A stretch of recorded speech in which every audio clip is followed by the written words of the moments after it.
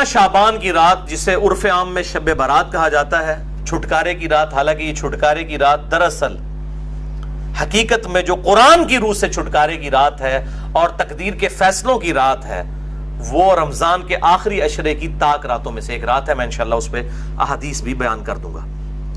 بہرحال یہ 5 احادیث پبلک میں مشہور ہیں، 5 کی 5 ضعیف ہیں۔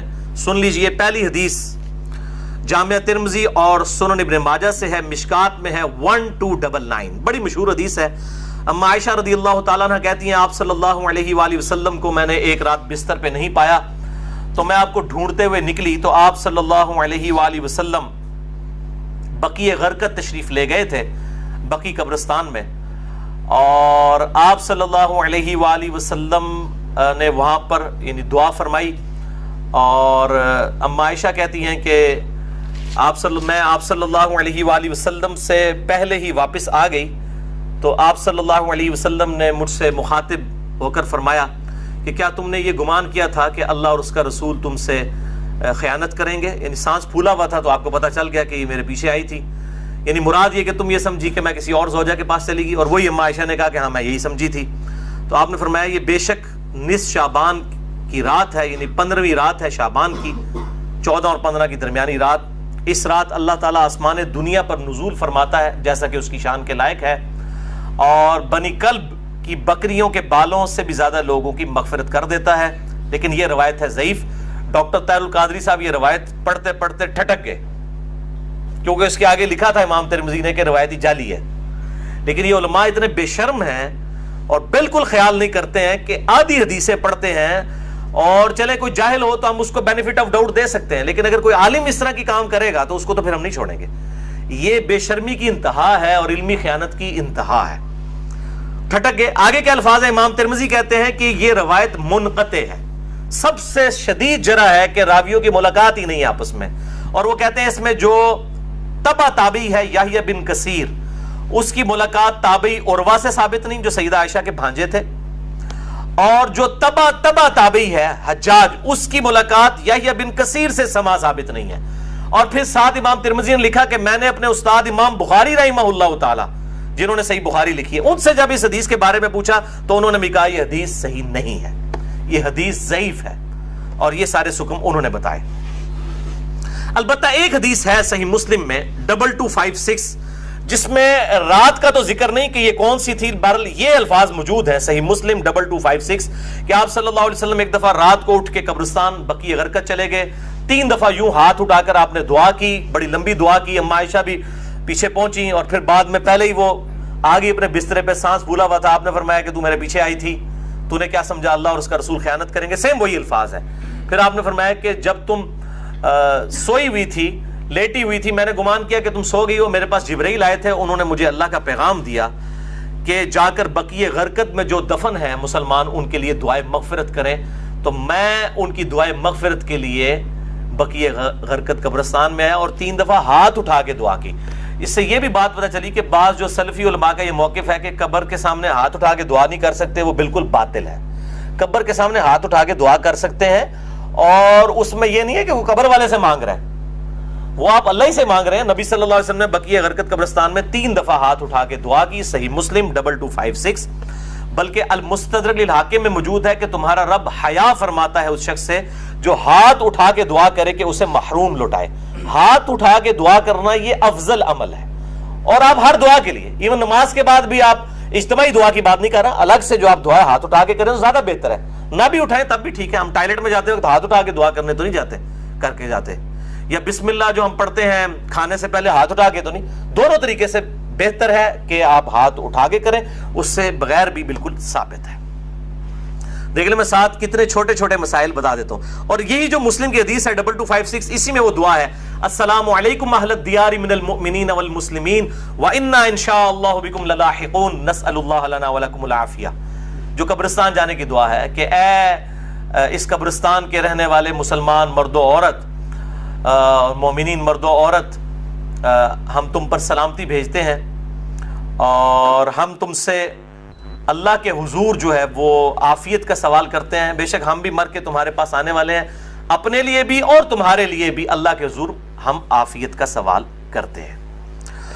دوسری حدیث شعب الایمان، امام بیہقی کی کتاب میں ہے 1305، مشکات کے اندر اس کا نمبر ہے، اور یہ ویسے پرائمری کتاب ہے امام بیہقی کی شعب الایمان۔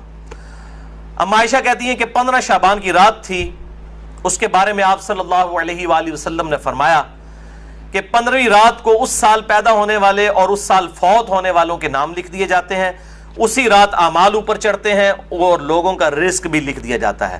یہ سارے فضائل قرآن کے اندر سورہ القدر سورت نمبر 97 میں تقدیر کے فیصلے کی رات اور سورہ الدخان کے اندر شب قدر کے بارے میں آئے ہیں۔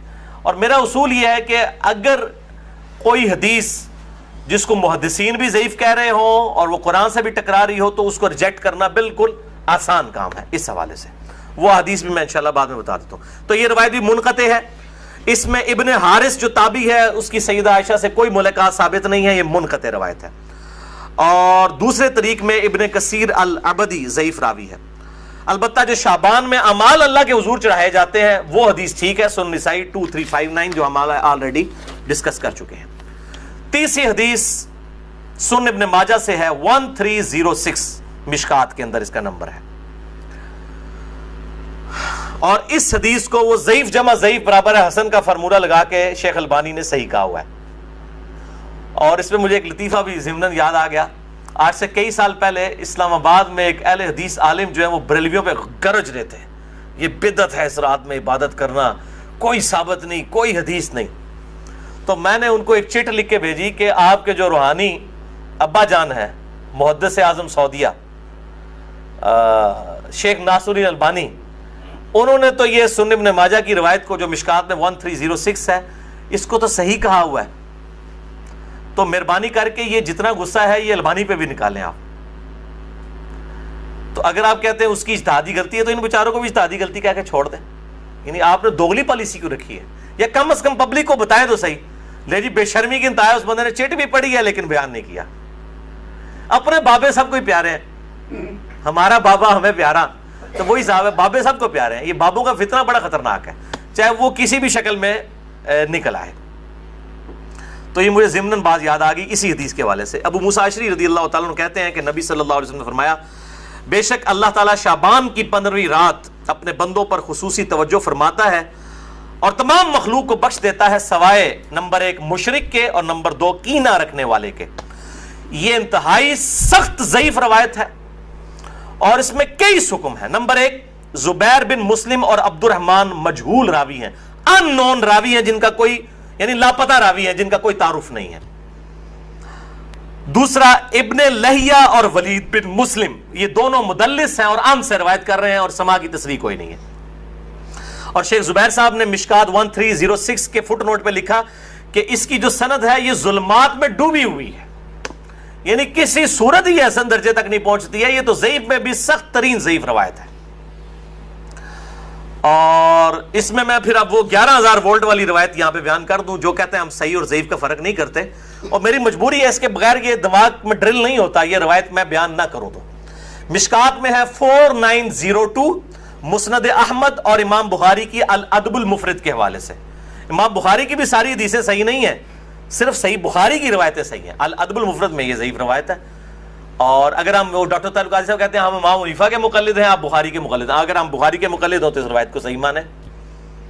مشکات میں 4902 ہے کہ جو شخص اپنے جہلی نسب پر فخر کرے تو اس کو پھر تم کہو کہ تم اپنے جہلی نسب پہ فخر کرتے ہو، اسے کہو کہ اپنے باپ کی شرمگاہ کاٹ کے اپنے منہ میں رکھ لے، نعوذ باللہ من ذالک۔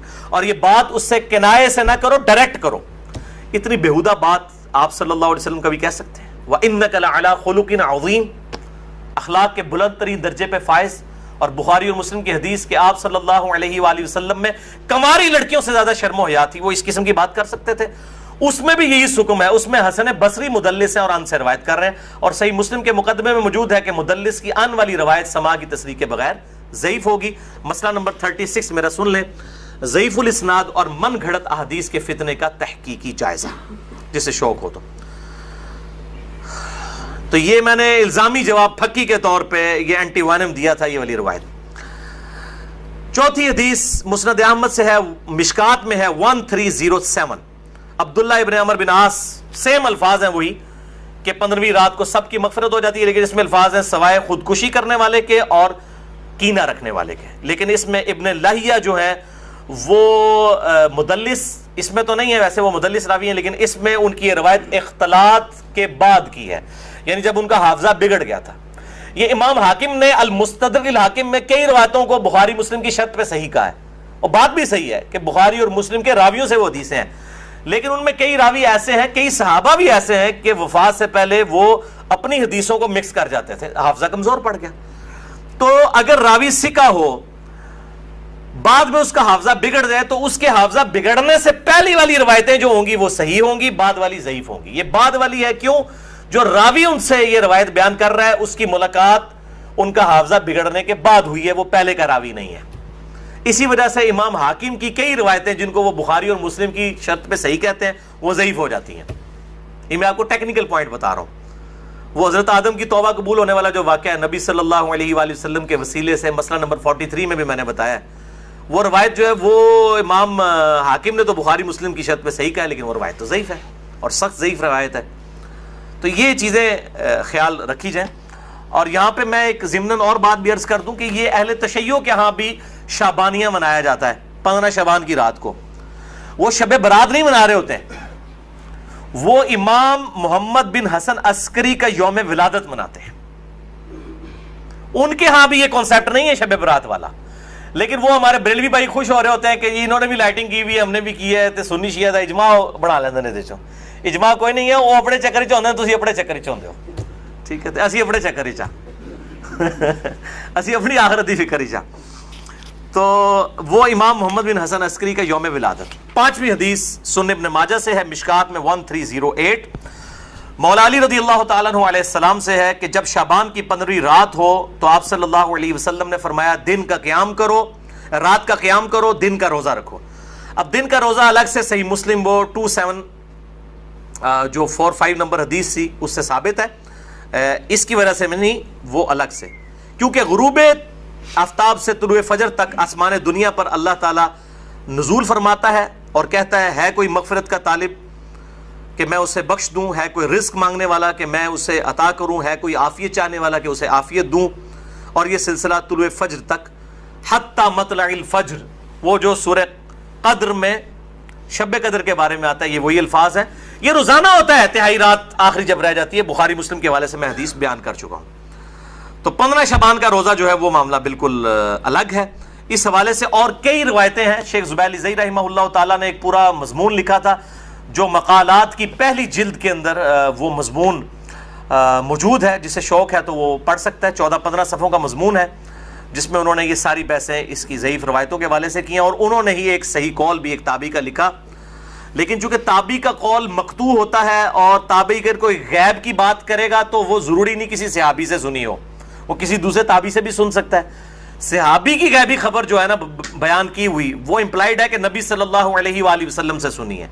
صحابی کی جو مرسل ہے وہ ایکسیپٹیبل ہے، اسے ہم موقوف روایت کہتے ہیں. تابعی کی مرسل ایکسیپٹیبل نہیں، اس کو ہم مقطوع کہتے ہیں. یہ غیبی خبر سے متعلق ہے، لیکن یہ تابعی تک قول ثابت ہے. اس کا مطلب یہ ہوا کہ اس زمانے میں بھی یہ مسئلہ موجود تھا.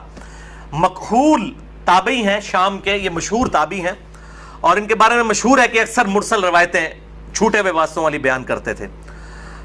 شعب الایمان امام بیہقی کی کتاب میں انٹرنیشنل نمبر کے مطابق 3671 نمبر یہ روایت ہے. وہ کہتے ہیں کہ 15ویں شعبان کو اللہ تعالیٰ زمین والوں کی طرف متوجہ ہوتا ہے 15ویں شعبان کی رات کو، اور کافر اور کینہ رکھنے والے کے سوا سب کو بخش دیتا ہے. اب یہ روایتیں اتنی زیادہ ہیں کہ اس کی وجہ سے بعض اہل حدیث علماء کا بھی یہ موقف ہے کہ کچھ نہ کچھ اس کی اصل موجود ہے. اکثر تو نہیں مانتے لیکن کچھ اہل حدیث علماء بھی مانتے ہیں، اور دیوبند بریلوی تو ویسے ہی مانتے ہیں. اور میرا موقف شروع سے جو تھا وہی ہے کہ میں ہمیشہ فتویٰ نہیں لگاتا، خود کرتا نہیں ہوں، کسی پہ فتویٰ نہیں لگاتا. میرا مسئلہ نمبر 44 پرانا بھی سن لیں اور اب یہ نیا بھی آج ریکارڈ ہو رہا ہے. میرا موقف وہی تھا 5 سال پہلے بھی، اور باقی میں خود کیوں نہیں کرتا، جب تک کوئی چیز اتھینٹیکیٹ نہ ہو جائے تو نہیں کرنی چاہیے. یہ اکثر کہتے ہیں نیکی کا کام ہے، خیر ہے کرنے دو جی. لوگ سال کے بعد اگر کوئی نکلی آئے عبادت کے لیے، تو میرے بھائی سال کے بعد لوگ عید کی نماز کے لیے نکلتے ہیں، تو آپ عید کی اذان کیوں نہیں دیتے ہیں لوگوں کو بلانے کے لیے؟ نہیں جی ثابت نہیں ہے. تو کیا ثابت نہ ہوئی تو کیا ہوا, گناہ کا کام تو نہیں ہے, دے دیا کرے اذان. سال بعد لوگوں نے عید پڑھنے کے لیے نکلنا ہوتا ہے. اے پکیجے الزامی جواب, اینٹی وینم, لاجیکل آنسر. تو کہیں گے نہیں جی ثابت نہیں. بھئی آپ کا تو فارمولہ تھا ثابت ہو یا نہ ہو, نیکی کا کام ہے تو کر لیں. تو عید کی اذان دے دیں, جنازے کی اذان دے دیں, کیوں نہیں دیتے؟ کہتے ہیں جی نبی صلی اللہ علیہ وآلہ وسلم سے ثابت نہیں. ہم بھی یہی کہہ رہے ہیں. اور پھر اس حدیث کو بھی یاد کر لیں جو صحیح مسلم میں 2684 اور مشکات میں 2052 ہے کہ آپ صلی اللہ علیہ وآلہ وسلم نے جمعے کے دن کو اور جمعے کی رات یعنی شب جمعہ کو قیام کے لیے مخصوص کر لینا, یعنی میں نے صرف یہ اسی میں ہی قیام کرنا ہے, اس سے منع فرمایا ہے. اور الا یہ کہ کسی کے روزے پہلے سے چلتے آ رہے ہوں یا کوئی پرٹیکولر روزہ آ جائے, جس طرح 10 محرم کا روزہ آ گیا یا یوم عرفہ کا, وہ رکھ سکتا ہے, اس کے علاوہ نہیں. اور بیسیکلی مقصد تھا مخالفت یہود و نصارہ کی. یہودیوں نے ہفتے کے دن کو مخصوص کیا اور عیسائیوں نے اتوار کو, تو کہیں مسلمان جمعہ ہی نہ پھاڑ لین خالی, اور پھر بھی مسلمان بعض نہیں ہے انہوں نے جمعہ پھاڑ لیا ہے, خیال ہونا پھر بھی کوئی نہیں کیا. وَلِعَوْذُ بِاللَّهِ تَعَالَى.